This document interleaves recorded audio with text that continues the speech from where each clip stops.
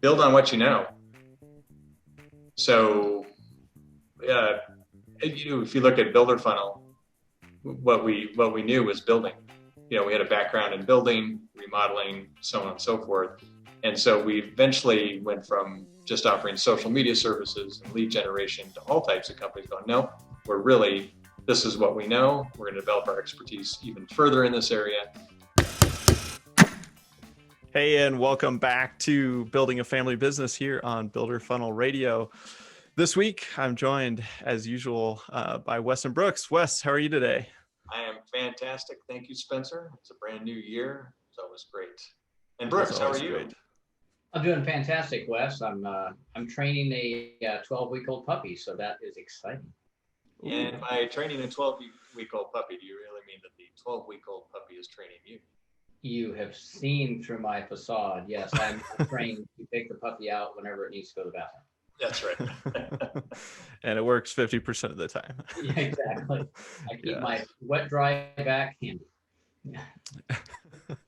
Yeah. Well, and we just learned a fun fact before we hit record that Tilly and Teddy share a birthday. They do, absolutely. Yeah. So if you're listening at home and taking notes, which I know you are, Tilly is Brooks's dog and Teddy is our newest son. So October 21st, if you want to shower us with presents, Brooks will drop his address in the show notes so you can send all the puppy toys his way. This dog goes through puppy toys like crazy. So. Yeah, man. Yeah, that's for sure. Well, and coincidentally, since we're talking about birthdays, today is actually my birthday. So Happy this birthday. week is I know. Yeah, we're talking all about Tilly when really it's all about me. All about you. Yeah. Drop your address in the show notes and I'll send you a gift. Yeah, that'd be great. Sounds like just the three of us are gonna be sending gifts to each other, and everyone listening is like, perfect. Yeah. But no, this week is a fun week for me personally because I just launched my first book on Tuesday, and then got my birthday today. So it doesn't always happen. And kind of a funny story on that, I was talking to the book publisher, and I said, hey, maybe if we just wait 3 more days, we could launch the book on my birthday. It's only 3 days away because they gave me the 19th date. And they said, nope, Tuesdays are better. So I was like, all right, we'll do Tuesdays. Sorry. I thought that was like a creative marketing thing, but got shut. What's the title of the book, Spence? It is called The Remodeler Marketing Blueprint. Oh, nice. I wish you'd written it earlier when I was still in the remodeling business. But thanks for waiting. Yeah. Well, that was kind of what we were going to talk about today is the reason it really came to existence is because of where kind of this whole journey started. And it was actually kind of the intersection of all 3 businesses that we had going on at the time. It was kind of that 2009, 2010 time frame. And at the time I had just gotten out of college and was trying to figure out what I was doing with my life. So naturally I was on the internet, just Googling a bunch of stuff. And real player, you're living through Oasis, Real Player One. You're like, yeah, exactly. Yeah. And then every once in a while looking up, is there any jobs out there maybe that I could apply for? But yeah, and they weren't. Yeah. So as it turns out, I had to just kind of start my own thing. So, but I started, I don't know, just bumping into different articles and trends and themes. And it was right around that time when Facebook business pages were kind of the hot new thing. They had just rolled those out. Facebook was just personal at the time. And so I said, oh, it looks like people are starting to use social media for business and maybe I can figure that out. But Brooks, that was about the time that I started working with you to kind of figure out Facebook, Twitter, and blogging. But then same with you, Wes. And so maybe Wes, you can go back in time a little bit and kind of explain like what was going on with your business at the time. And we'll kind of, I don't know, meander through this and see how all this came together and ended up working out. Yeah, kind of a mishmash. So, well, I think from my perspective, obviously we had the big, the Great Recession that started in, 08. Why do they call that a Great Recession? I didn't feel it was very great. No, I know. Terrible. Why do we call it the terrible recession? You I know, think by we great just say they mean shit in show. magnitude. Yeah. Oh, okay. Maybe we could submit a new name for that one. I'd like to submit a new name because it wasn't really great for us. You know. No, It's no, like, it wasn't. It who was gets not to a good name thing the for. hurricanes? Like, can't Yeah. we name the recessions? Yeah. Yeah. Sorry, Wes, go ahead. I kind of think about the Great Recession as maybe like the forest fire that burned everything down, and now new growth can come up through that. Okay. And yeah, definitely. We had just come off, in 07, our biggest year ever in our business. In that time, I had a direct mail business, just direct mail processing, and we were processing a lot of mail, 30 million pieces a year or so. But with the crash, our business started to tick down pretty rapidly. And as it happens lots of times with business, when you're coming off a high point, it takes you a little bit of time to realize, oh, something's going on here. And so we started to see our business decline, and we started adding some different services a little bit here and there. Oh, should we do some printing, since we do mailing, and, should we try to do a little design work? And our philosophy had always been coming, from the prior owner, just that, hey, we had all the customers we need, things are great. We don't really need to do anything. So I bought into that mindset, I guess, after a while. And when you are coming off of your biggest year, it does take you a little bit of time, but at that point, you feel like, well, I've got this all figured out. And I've got it all figured out. All the work I've done is come together. Here we're peaking it. We're really killing it. And not realizing that, it's the economy, stupid. That's what's carrying you along, right? Well, the funny thing is, this is my second time through that. I'd done that with Brooks before, where, early on, we're like, man, we are the greatest thing since sliced bread, and we've got the system. We do 3 houses a month, which is going to sound like small potatoes to some and big potatoes to others. But it's like, we have the system, and all we have to do is produce this stuff, and buyers will just show up and buy it. And then, the first downturn that we had gone through hit, in terms of being actual builders, and we go, oh, I guess we don't have it all figured out. But I guess back to the story, one thing that did happen is kind of a side note, and Spence, this is probably, you had probably just gotten out of school and were doing what you were talking about, search on the internet. But from my side of the equation, I was busy working with my sister, Heidi, and we were on the side, we were overseeing the rebuilding of the websites for 2 of our retirement communities. And so Heidi and I were working together on that. We were working with an agency in Seattle, and it was god awful expensive. And we got these proposals and these bills. And on one of the proposals, it had this thing that said, social media add-on. Social media add-on, and they had this huge price tag next to it, and it was like, well, set up your Facebook page, and we'll set up this, and we'll do that, and we'll set up a blog for you, but it was this huge number. And I think, Spencer, I pitched that over to you at the time and said, hey, take a look at this, and I think because it to me is like, oh, there's some money to be made. There's some sort of a market there for that kind of stuff. I didn't know how it would impact us as a direct mail company at that time. But to go on with the story, I guess in 10, Spencer, you had started your social media company, Powell Social Media, and Karen and I had gone to a conference in California. We hadn't gone to a direct mail conference in a number of years with our trade association. We said, well, things are changing. We better go and see what's going on. We get there, and it's the first time that Palm Desert had 5 days of rain in the middle of January. So, we're sitting there, oh yeah. A foreshadowing moment of the next several years. It's kind of like that ride in Disneyland, where you go up the log ride, and the characters are all super happy at the bottom. By the time you get to the top, the little bunny rabbit's going, oh no, and then you go down the log flume.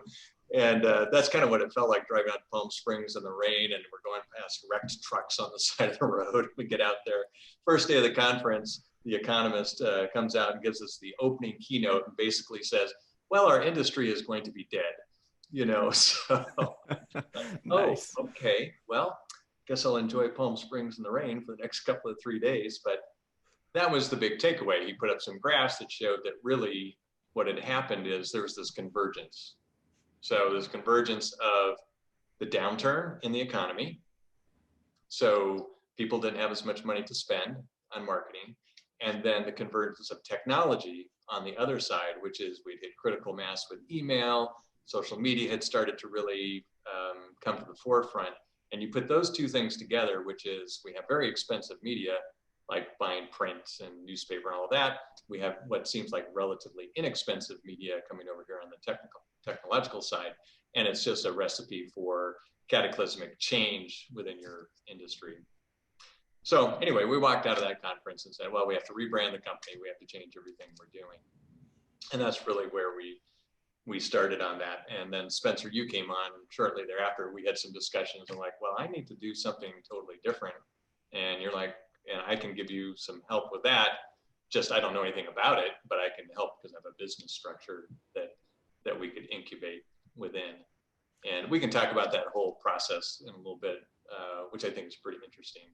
Yeah. But, that's kind of how we got going. And we definitely struggled and worked and tried to make some changes in the business. And I would like to talk about that at some point, not the specific changes, but just that idea of transformation and change and how that relates, to everyone's businesses. Yeah. And let's get to that in a second, because I want to track along with the timeline for people listening. We'll loop in how we got to Brooks, because I think this, like looking back on it, is kind of an interesting combination of the three different businesses that we had going on, and then the changes in the economy and the big shifts that were happening at the time.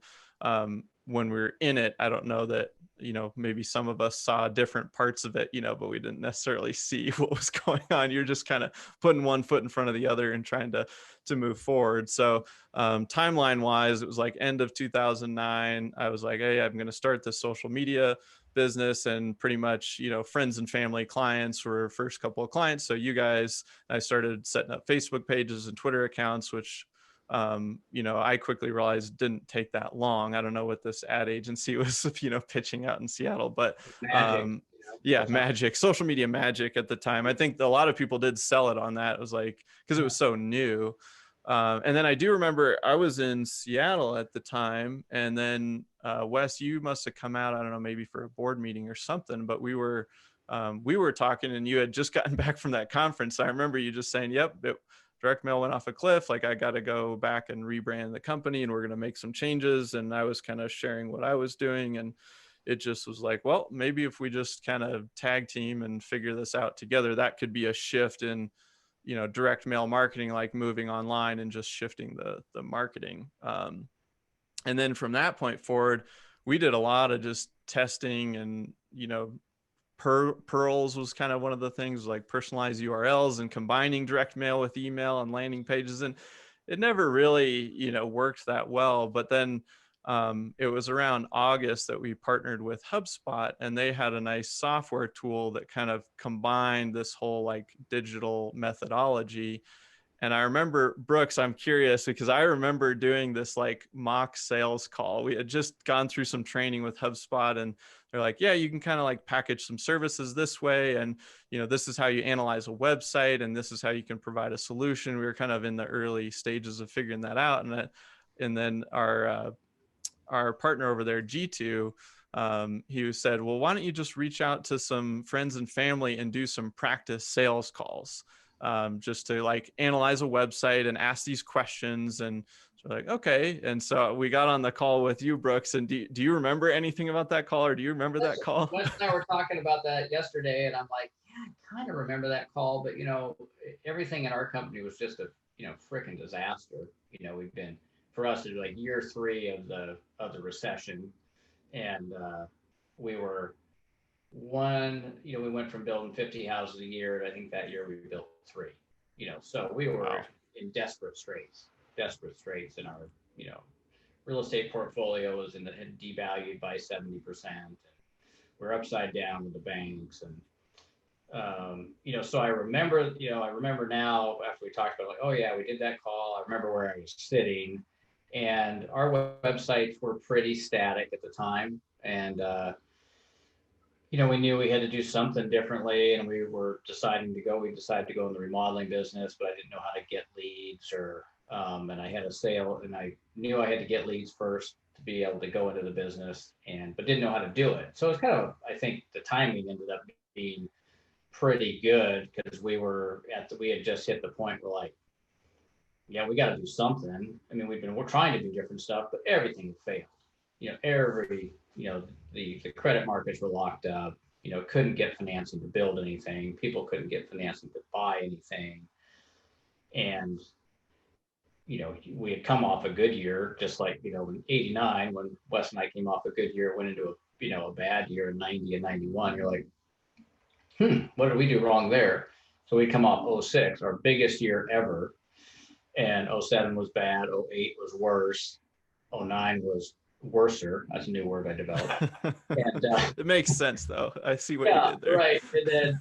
And so by 10, we didn't even know if we were going to make it. So when we had that call, I was fertile ground for, you could have thrown me any lifeline. Okay, I'll grab that. Yeah. Yeah. So I don't remember a lot of the details of the call, except that it was like, okay, that sounds good to me. Yeah. That's what I remember about that call too, Brooks. So, Spencer and I went through the whole thing and analyzed the website and talked about that. And you're like, well, what do you think of the sales call? And Brooks, you're like, well, I'm ready to sign up. Where do I sign? We're going, wow, our first sale. I know. First sale is a practice one too. But I'm an early adapter, so I'm always a good person to do that with, because I'm like, yeah, that sounds good. Yeah, and I think for me it was funny because I had zero sales training at that point. Just was getting into all this. I knew a little bit, probably just more than you, Brooks, but not not enough, really. But HubSpot had this kind of like script that they'd walk you through. And so they had done a good job of outlining like questions to ask and pointing things out on the website. And the one thing I remember is the whole idea was to, incite pain, basically like pull that out. And so, which makes sense. Like that's what you're doing on a sales call. And so I'm just asking questions like, have you thought about this? Or, why did you do it this way? And I just remember you kind of like steaming there and you're like, I don't know. Like, and then so by the time we get to the end, you're like, yeah, just fix it. Like, let's like, I need better keywords and all, all this stuff. And I think also because it's been so bad. Yeah. And realizing I'm like, shit, I probably lost 2 years here.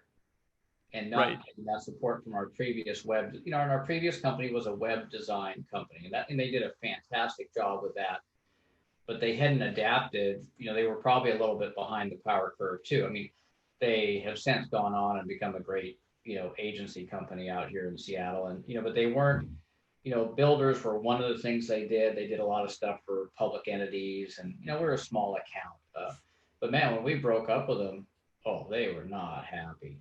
Yeah, they were not happy.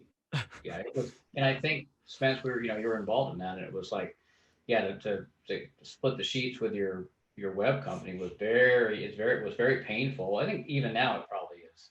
We still bump into it. Yeah, it's definitely not every time, but yeah, there's a lot of web companies built their business just on, they build the site, but then they would host it. And so you just stack up all these hosting fees. And so if you wanted to break up, it was like, we're going a different direction, which. And they made it super, super painful. It's like, effectively, it's like, yeah, fine, you can leave, go ahead, start over, or just kill your site off. And so hopefully it's evident. It's probably the equivalent now. It's like you call your financial advisor and say, hey, I'm moving from you, paying you 2 points a year to Vanguard for 0.2 of a point. I'm sure it probably doesn't go well, Yeah. I'll find out in a little bit. Yeah. Yeah. Let you know how that goes. Yeah. But I think, I'm curious, like, I know at the time you said just things were so bad, you probably would have done anything, but you know, obviously with the internet coming on, you said you missed 2 years, but you were still super early compared to Probably most of felt the like I missed industry. 2 years because I'm an early adapter. And so I'm Right. like, man, why were we not on this earlier? And it probably was nothing to be on really, unless you were like the very first person. No. Yeah. Yeah. You weren't on the bleeding edge, but you're still on the cutting edge. And we were bleeding quite a bit actually. So I felt maybe you were on both. Yeah. Yeah. I think the key part and the message to get out to everybody is however you're going to build your business, you have to build it through lead generation. And, you know, in lead generation will change. I mean, we're talking about how we generate leads today. It's going to be different 5 years from now. It'll be different 10 years from now. But you have to generate leads to generate business. Yeah, I couldn't agree with that more. I mean, I think a lot of businesses are built around the craft or whatever it is and doing that really well and executing that. But your lifeblood is leads. And, you know, just to back that up with the direct mail company, we never generated leads for ourselves, you know, to generate business. And by the time we thought, oh, we should do this, it really was too late for that industry and that business. So I think that's a great takeaway, Brooks, which is you have to be a sales driven. You have to be a sales all the time, or you will not make it. And you can just tell I get pretty passionate about that because I think most people do not recognize that, and we run into that on a regular basis, which is if people don't recognize, they're like, well, you know, I'm a great builder, I'm a great remodeler, I'm a great whatever. We provide great care, we provide great food. That's all. That's great. So does everybody else. Yeah, you have to generate leads, and then you have to have some secret sauce for sure for why you're so passionate about why you're so great. But you still have to generate the leads. And you know, a shout out to Rick Storley, who managed our sales for 7 or 8 years. And Rick was he's a sales coach, sales manager.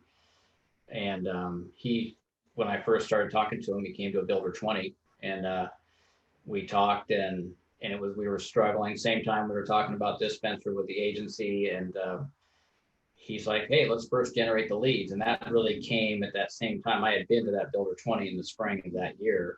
And Rick's like, you got to start generating leads. And he didn't have a program for that. So talking to you guys, it's like, oh, here we go. I need leads. And that was a change for us to say, oh, we'll become a lead generator for our sales. And we spent a year working with you, Spence, and before we had enough leads to hire a salesperson. Yeah. Yeah, it certainly took some time. And I'm kind of curious, you made that shift to like, okay, I got to generate leads, but did you see something in the changing landscape of like why the internet was important? Or was it just at the time where you're just like, this seems new and I haven't tried it yet, so I'm going to go for it? We had no other way to generate leads because we've been a predominantly home building company. So we would build product, list it with realtors, sell it. And we're like, very product centric, like, hey, here's our product, it's done, let's sell it. Remodeling, when we had added custom homes and remodeling, we realized, we have to generate leads, cultivate leads to make a sale, because we don't have anything to sell except our service. And so we had to build that service company around those leads. And so the internet seemed like a perfect way to do it and I think we had been doing some big direct mail postcards, or these big postcards that Wes had been doing for us through TMR Direct. And we did that for a couple of years, and we recognized, these are kind of working, but they were expensive. And then it's like, they're not working enough. And so that's where this idea of like, the internet, we can hit a lot more people. And I still think in a couple of the other businesses we're in, I think we're still ineffective. I still think we could do more. I still think we could be better at it. Absolutely. To drive more leads, because if you're a lead driven company and you're looking at your conversion ratios of sales, so if you're a remodeler and you talk to 10 people and you convert one, okay, you got a 10% conversion. If you need, do the math, you need, 60 deals a year. You need 600 leads. Are you getting 600 leads? I don't think anybody does the math. If you just sit down and do the math, easiest sale in the world, which is, oh, I'm not getting enough leads. So, first question always is, what's your conversion ratio? If you don't know that number, figure it out. You know how many leads you need, figure out how to get that many leads. And I think the great thing about the internet is you can then, do that. Yeah. Very quickly, very effectively, and you can kind of turn it on, turn it off a little bit. And I still think, some other things we're doing, we're still not doing enough. But I will say, Brooks, I mean, you say, well, yeah, we could always do more. You can always be better. You can always be sharper than your saw. Sure. But to point to I think the really good results that you ended up having, you went from, I am doing no remodeling business, and this is where I need to start because home sales are dead. And then to ramp that up to, between custom homes and remodeling business, I think you guys got up to $10 or $12 million. We got up to 10 million in remodeling alone, right. Not even on the spec side. Which is really a phenomenal success. And that's with probably, learning on the way and, not doing everything perfectly. But you were willing to embrace the change, and whether it was because of desperation or something else, but you're like, hey, I recognize I have to do something different. Yeah. And I think in business, that's one of the key takeaways is, hey, you have to be willing to embrace change. It doesn't mean that you're changing things willy-nilly all the time and there's kind of this chaos, but you have to have a broad enough view where you go, okay, this is pretty major. I have to make changes, or I won't be successful. I won't succeed. And so your choice is, I'm going to go away, or I'm going to change. And I think as business owners, our goal is to try to do that maybe a little bit faster and maybe have a better viewpoint about that, which is I got to recognize the change sooner. I need to have my eyes up. I need to be looking at the landscape. I need to be looking at what's going on nationally, locally. Are there big trends? I mean, I think that's a really valuable exercise is once a year, sit down with people and your group and go, what's really changed between last year and this year? What are some big trends that we see coming down the road? Are any of those trends that are bad trends that are going to take us out? Or they're good trends? Like take a look at the pandemic right now. You got the pandemic and there was, kind of a recession that went along with it. Not as bad as we thought it was going to be, but certainly that's changing, I think, permanently, maybe work habits and other things. So as a remodeler, you might be going, how do I change my product mix? What am I really offering to people? If you're a builder, you might be going, okay, what's the new type of product that's going to work well for a family where two people are working from home? What's that neighborhood look like? All those types of things can really help you be out in front of it instead of just kind of dragging along the tail end.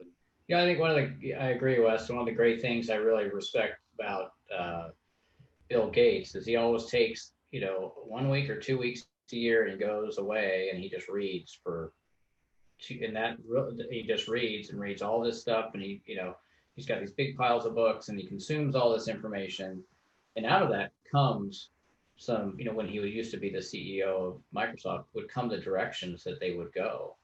And just because he's a deep thinker, well, I'm not a deep thinker at all. I could hardly read a page, but it's that idea that where you sit down and you quietly think and go through and try to figure out trends, like you said, talk to your Wes, talk to people that in the business. That's where the trade associations come in. Remodelers Advantage, Builder 20, Remodeler 20, whatever, where you can get input from other people. And in that group, there will be people that are forward thinkers. There will be people that are backward thinkers too. You just kind of ignore them and try to get with the people that are thinking, oh yeah, well, here's some trends, here's like that, Yeah, and that's a great point, your trade association. I'm certainly grateful to our trade association because they're the ones that opened my eyes, very quickly to what was going on. And I would have seen it a little bit sooner probably if I had been more involved a little bit earlier. Instead of going, hey, we're doing great. I don't need to pay that much attention to my trade association. But really, that's your network. It's your information. It can be an information hub for you. So I think that's a great point, Brooks. Yeah, and that was something I was just thinking about with both of your sides of this story was And I heard, I think it was Jay Abraham that made this comment, but he's like, once you have the knowledge, then if you don't act on it, like that's the foolish part. But if you didn't have the knowledge, um, you know, like don't beat yourself up too hard. Like looking back in hindsight, maybe you could do different things to make sure you say, hey, I want to expose myself to knowledge. But if you don't actually have it at the time, you can't act on it. But as soon as you guys got the knowledge, like you went to the trade show, and I remember like it was within 30 days, you had rebranded, new like collateral, new everything. You did an open house for going from the mailroom Inc. to TMR Direct. And I always thought, like, man, that was fast, you know, and it was like you learned the information, you said, okay, I've got to move, and you didn't delay. And then same for you, Brooks, you know, you're like, oh, I got to do this, like go. And it was probably a little scary to start making that investment when things were really rough. But Oh yeah, I think the fast action, once you've got the knowledge, that was a takeaway for me.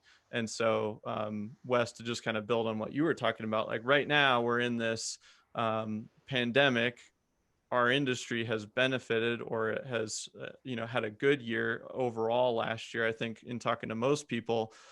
But to your point, okay, what are the big shifts, what are the big trends that are happening in the home?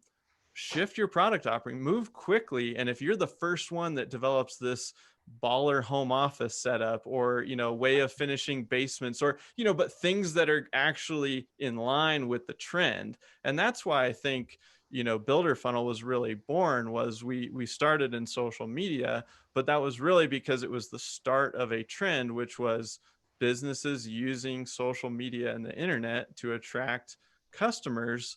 But the reason was people were shopping and buying differently. They were actually going online to do research. And so that's the takeaway that I'm hearing from you guys, is like, try to identify the trend and then quickly move on it. And then you'll be one of those kind of like early adapters, and you actually have more time to stumble your way through it a little bit and make some mistakes. And by the time most people get to that, you've already kind of got it systematized, and you've got marketing around it, and you're moving. So anyway, that's kind of what I'm hearing. The challenge is, I agree, Spence. And I think one of the challenges is that if you got something that's working, you're like, yeah, it's kind of working. And and I would challenge even you, Spence. It's 11 years since you guys started. It's like, are you guys looking, is Builder Funnel looking up and going, what are these trends? Because it's kind of working, right? And I challenge Wes and I for our other businesses, what's working, what's not working, versus being complacent. And being complacent is driven by, you've got other partners like, yeah, it's all right. We're making enough money. Why rock the boat? Why? And that's, I forget what that word, that is some phrase that complacency is the enemy of something, but the enemy of everything. Everything. Well, certainly good is the enemy of great. I've heard that one. Right. Yeah. I think I'd like to build on that a little bit too, because when you do have something that's working, but maybe it starts to not work as well. One of the things that was really helpful to me at the time when we started transitioning out of direct mail and started a Builder Funnel, there was a article in Harvard Business Review at the time, and it talked about this idea of you have a legacy business. So let's say you have a business been around forever, it's done really well, maybe it's not doing as well, and you're looking out in front and you're going, man, I'm not sure whether this business is going to be viable long-term. Maybe I need to start looking at some other opportunities. So their idea was that you would keep your legacy business operating and try to make it as good as possible. But within that legacy business, you create a disruptive business. So, and that's really kind of what we ended up doing with what turned out to be Builder Funnel within our direct mail company. Spencer, when you came on, you said, okay, you're like, I'm going to figure out a whole new business, and we can incubate that business within an existing business. And then at the point where that business proves itself out, then you can go ahead and make a decision what you want to do with the legacy business. So you can say, well, the legacy business is still going along okay, we're going to keep it. Or you can say, well, no, we're going to need to cut that away because it's not going to survive. but now we have the lifeboat of the new disruptive business that's going to move us on into the future. So I think to Brooks's point, what he's really saying is, hey, once your disruptive business is successful, that really is now your legacy business. So what is your disruptive business going to be next? Go disrupt yourself again, basically. You have to go disrupt yourself again. And I think if you want to look at a really big example of that, that would be Netflix. Right. So if you think about Netflix, their first thing was, well, we mail all these CDs or DVDs out to you in the mail. You know, you order 3 and then you got to return them, and it's all direct mail driven. And I remember when Reed Hastings said, we're not doing that anymore. We're going all streaming. And I think everyone was like, oh, you're going all streaming, but you got this great model here. But really, he looked ahead and he said, you know what? Direct mail and DVDs, that's not the technology that's going to carry us. Too slow. Yeah. Too slow. It's going to be streaming. And then he got disruptive again, right? When he said, well, now we need to create content. So now we're going to be a content creator. We're not just going to be a content distributor. And so you can see for him to maintain the growth in that company, which has been phenomenal, he said to continue to disrupt his. Yeah. So what'll be the next disruption? Will be interesting. Yeah. Right. Yeah. So I think, you know, in the remodeling space, in the home building space, you know, what is your disruptive business? Is there one? Or if you're not sure about that particular business, are there other businesses that you could incubate within that? Let's say you're, you know, well, you know, roofing looks like it's going to be strong. You're here, you know, in Hill, capital of the world. You know, roofing is always super strong, but, you know, but maybe you're going to add some different divisions or other things that you could do that will help stabilize you if one of your areas of expertise starts to not do as well. So, but something to think about that. I just like that concept of kind of the incubator, the legacy business, and the disruptive business. It just struck a chord with me at the time. It was pretty helpful. Yeah, it's a great idea, Wes, just in talking about what we're doing, you know, right now with senior housing and things like that. You know, it's just like, right. There's how is that gonna change? Yeah. Over so time. In the senior housing field, and a lot of these big senior housing providers are, you know, are adding divisions where they're doing in-home care because they're seeing that, oh, yeah, that's going to be something where, so it's going to be, it's about the care of seniors, but it doesn't matter where it happens. It doesn't have to be in your campus. So I think yeah. Can you do food delivery? Can you send people out that are already, you know, yeah, that's interesting. Yeah. And it's, well, just jumping back to your story, Brooks, you know, you guys basically disrupted, you know, the spec building with, you know, services, right? So it was remodeling and custom. And I know you did a handyman division. What's that? Don't forget about handyman. Handyman. Yeah, well, like the handyman division was one of the first things we started because it was low cost. You know, I could buy some used vans, I could wrap them, hire some guys, and we spent quite a bit. We probably spent 3-4 years trying to make that all work, and I think it can work very well, but it wasn't big enough for us. I mean, we just couldn't generate enough volume with it for what we wanted to do, and so we kept it for, I think we probably had it 5 or 6 years, and it made money, but it just didn't get the return on effort that we wanted, where remodeling did. And so would you say spread your bets? Oh yeah, I'm a big one on that. I'm you know, push forward on all fronts. And, have 3 or 4 different things going, and, you know, stretch yourself as a business owner. And yeah, it was very hard to be. We had four divisions at one time. We had remodeling, custom, handyman, spec. It was just a pain in the brain. You know, yeah, 4 brands is a lot to manage. 4 brands is a lot to manage. You know, 4 websites, all that. But we were just trying to figure out what was going to work. In retrospect, probably should have dropped spec totally. We eventually dropped custom just because it was, the return on effort was low, and just we should have pushed harder with remodeling and tried to go to 20 million. But we kept it. Probably a good idea to sit down there and evaluate each one of your product offerings and or services, you know, on some sort of a regular basis. So, you know, okay. Yeah, look at your contribution margin for each division, and that's a great idea. And you can do your contribution margin by product type if you're a home builder, or You can do it with as a remodeler by, hey, kitchens contribute this much and bathrooms contribute this much, and try to, focus that in. You could add commercial, like you said, Wes, you could look at, well, yeah, would roofing or some other kind of construction related business be more profitable? So what do you either of you guys, I'll just open-ended question, have any ideas around what a disruptive idea would be around the remodeling space? If somebody's sitting there going, okay, heard you guys, you're saying, hey, I got to disrupt my model. Like, what are some, no bad ideas at this point, just an open brainstorm. But I'm just curious if anything is coming top of mind for somebody listening going, okay, I want to try, I want to push on a couple of fronts. I know this is working well now, and it probably will do well in 2021 and maybe even the next couple of years, but great time to get something else started to test. Yeah, I guess, you don't necessarily have to go into groundbreaking new area, but let's say you're kitchen and bath focused, totally focused on kitchen and bath. Well, is there a trend out there where you're going additions because people are wanting to add office space or workout space or garage conversions, or, so you might look at where the bulk of your business is now and say, is there going to be plenty of business there? Should I develop an expertise in some other angle, in remodeling that maybe I'm not pushing on? Or maybe it's on the technology side,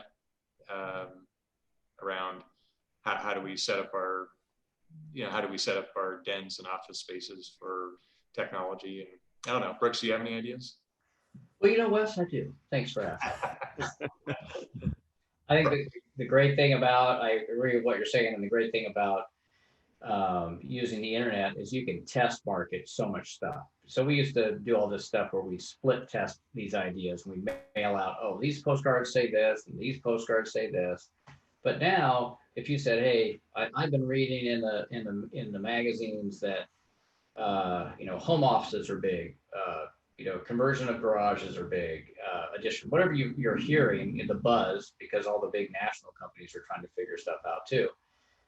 Just test market that with using your website, using your lead generation, see what rises to the top, because it's really relatively easy and relatively inexpensive to test market different search words, different things like that. So a buddy of mine sells sheds, and they're sold as yoga studios, home offices, man caves, she shed, all this. And you can test market all that and find out, oh, well, what's getting the most heat on that, and then you push on that. So, and that's exactly what we did. And I would tag on to that. Just, you can also, as you're saying that, Brooks, made me think, you can also go back and talk to your customers. Go back Absolutely. And go, hey, what are you liking about your space, and what are you not liking, and what's changed for you, and they may not know what they need, but they know what their problems are, and then you can be creative around coming up with solutions for those problems. And then, like Brooks said, go out and test market that and see what kind of response you get on the internet, what kind of leads you get from people who want to talk to you about that. Yeah, if you're doing the selling yourself, then you just need to, what we, in the sales, we would call a question down, kind of find out what their needs are. When people call in and they say, hey, I'm, thinking about doing a bathroom. It's like, well, is that really what you're looking for? Or are you just calling me because I say I'm a bathroom remodeler and you need somebody to do something? And you can find out from past clients, and every current lead is a great source of, really, what are you trying to accomplish here? Because usually what they start with is kind of not what they really need. So by spending a little time on it, you get to the real pain point. Yeah. Brooks and I were on a call yesterday, and Brooks asked a great question. It's one of the great sales questions, which is, so we've been talking for a while. What are you not telling me? Because that's where the conversation really starts, and people go, well, okay, well, the real reason I'm here is, and then the pain comes out as to what's not working for them, and then you can get down to a real solution for them. Yeah, just cut to the chase, basically. Yeah, but you can't cut to the chase in the first couple minutes of a call. You got to build trust and build rapport and build. And salespeople are trusting that you're operating in their best interest, and you're not just trying to sell them, No, you're really just trying to get them to think a little bit deeper. Yeah. Let's use the 7 whys too when you're talking to your past customer. Well, why don't you like that? And oh, well, what is it specifically about that? And why, until you get down to the real root cause and the real pain for them, and then you can get to some real solutions that have value for them and for you. Yeah. Yeah. As you guys were talking, I just was thinking about, you were talking about talking to past customers. I'm going, gosh, it'd be so easy to send out a quick survey. How has, COVID impacted how you live in your home? And it could have a series of questions like, what are you missing? What do you wish you had? All those kinds of questions. And then boom, you've immediately got that, and like to your point, Brooks, it's super cheap, super quick to test with the internet. And you don't even have to develop the service yet. You can just put it on your website and see if you're getting interest for it, and pay for keywords and test subject lines. And if you get enough people asking, you go, oh, maybe there's something here. And if you don't, then ignore it. And then the other thing you do is you can put on there, hey, would you be willing to spend 5 minutes talking to the owner of the company? He's really curious about what's going on in the in housing or in the industry, or what people are really looking for. You get a few people, I'd always check that. Sure, I'll talk to somebody. Yeah, yeah, I'll give my 2 cents. I'll give my 2 cents. Somebody's asking. Put together a little Zoom focus session, right? Yeah. Yeah. Well, cool. Well, those are good ideas. Yeah, I think for those of you listening and looking at maybe the start of a good year, I've talked to a lot of people that already have Q1 booked, and some people even further. And so, great time to get started on some of these activities. But yeah, I think for today, just kind of wanted to go back and recount kind of the early innings of, how we all kind of experienced, that kind of 07 to 2012 or whatever it was, kind of the beginnings of social media and the changing of marketing, but how you guys pivoted your businesses too. Brooks, any final thoughts as we wrap today's conversation? Just a trail of tears, Spence. Just a trail of tears. Things I could have done differently, No, I think I would agree. I guess I would say yes. I agree with Wes, which is, keep your head up, keep your eyes up, be looking out on the horizon, trying to figure out what's going on. As difficult as that is for all of us when you're just mired in the shit, day to day. And that's just what we do, Yeah. So, in football terms, we'd say head on a swivel. Head on a swivel. Yeah, that's great. Where am I going to get hit from, right? Yeah, oh, right. Man. I always think of this one shot that I took, and I never forgot to have my head on a swivel after that. Yeah. How about you, Wes? Final thoughts? Yeah, I was actually thinking about that this morning in preparation for our talk today, and definitely on my list, I had 6 items. Sorry, but the first one was what Brooks brought up, which is about change is constant. Keep your head up. No head in the sand. But I think also one thing that's realized is that branding, through that experience of changing from company name and what we offer and so on, it became very apparent to me that branding is super important. So if you've done a good job building your brand, that's can be a positive and a negative. It's positive in that people know exactly what you do, but they're not going to accept you doing something else. So, and then we found that in direct mail trying to sell social media services. So if you have a super strong brand and say remodeling, and you're going, yeah, I really want to try roofing, then I would recommend do it under a different brand. Yeah. And develop that brand, and don't just try to say, hey, now we're XYZ remodeling and roofing. And Brooks, I think you encountered that a little bit. Custom homes and remodeling, trying to put that all under the same brand umbrella. So that's number one. Certainly the thing we talked about with change. I think number 3, though, is mitigate the risk of change.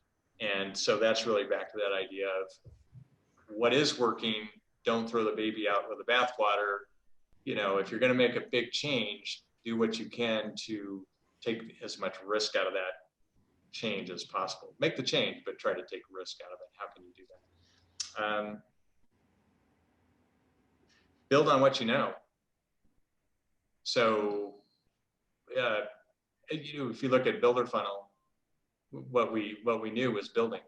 we had a background in building, remodeling, so on and so forth.